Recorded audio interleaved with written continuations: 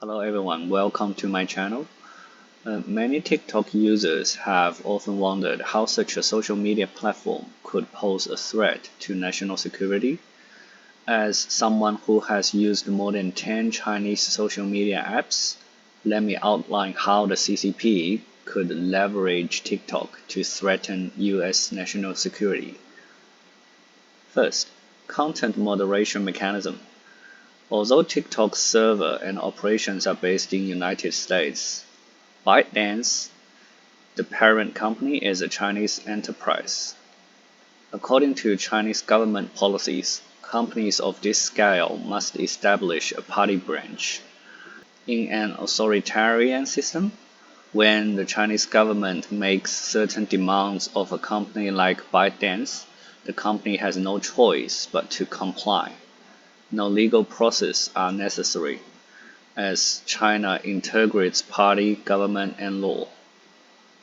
Consequently, content portraying China negatively may be censored or blocked on TikTok.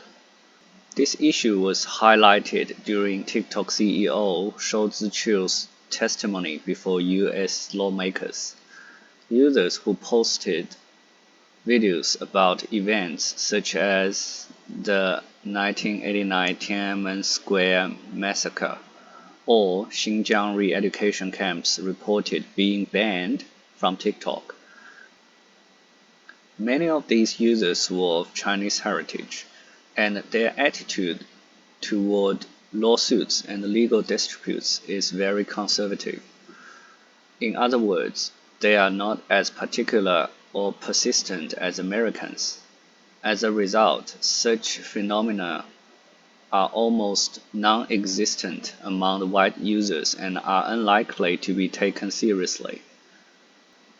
Number 2. Content visibility and algorithmic manipulation. A common tactic in Chinese social media, now observable on TikTok, involves limiting the visibility of certain types of content. For instance, during the Israel-Hamas conflict, videos supporting Israel or exposing Hamas atrocities on October 7th often gained little traction, while videos highlighting Israel airstrikes in Gaza circulated widely. This bias aligns with Chinese political strategy, as leftist ideologies more sympathetic to socialism and communism are seen as groups to court. TikTok further customizes comment visibility, showing users comments aligned with their pre-existing preference. This traps users in an information bubble, isolating them from opposing views. A notable experiment in China demonstrated this phenomenon. A feminist supporter and a feminist opponent viewed the same video but saw entirely different sets of comments, each reinforcing their beliefs. The same strategy extends to political narratives. For example, users may find themselves flooded with pro-Palestine or anti-Ukraine aid content.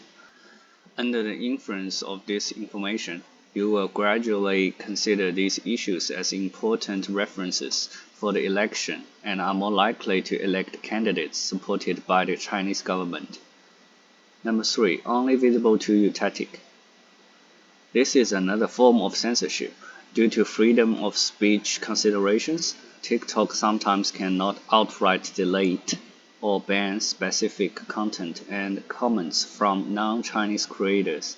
However, the platform may secretly modify comments so that they are marked as visible to you only. Experiments on Chinese social media have shown that comments criticizing government policies often appear normal to the poster but are invisible to others. This hidden censorship undermines transparency and creates a false sense of freedom of expression. Number 4. The influence on elections. Last year, Professor Po Yangshan from National Taipei University Institute of Criminology explained how China manipulates topics and algorithms on TikTok to sway Taiwan's swing voter. With short videos now a primary source of information for many people, it is crucial to ensure that information on such platforms is comprehensive, transparent, and free of undue manipulation. Unfortunately, many people only care about the social media platform they like, without considering that this platform is owned by a company from a dictatorial country. The government of that country orders the company to steal user data and uses unique algorithm to control the content people can see, even manipulating the display over the other user's comment. Meanwhile, almost all social media platforms owned by the United States are banned in that country under the pretext of violating national laws that are not established through a normal legal process but are directly decided by the party that controls the country. These laws serve the interests of the party rather than the people of the country. Of course, they can say, I don't care. I just want to use a social media platform from a dictatorial country because I cannot live without it. If tens of thousands of Americans think this way, this could come a day when the Chinese government threatens all TikTok users by shutting down the platform, forcing them to oppose the US government and support China's long-desired military invasion. This could jeopardize the security of the first island chain and the Taiwan Strait, and disrupt global supply chains. When that time comes, people against TikTok ban who prefer to turn a blind eye in peaceful times will likely only stand up to criticize the US government for its inaction.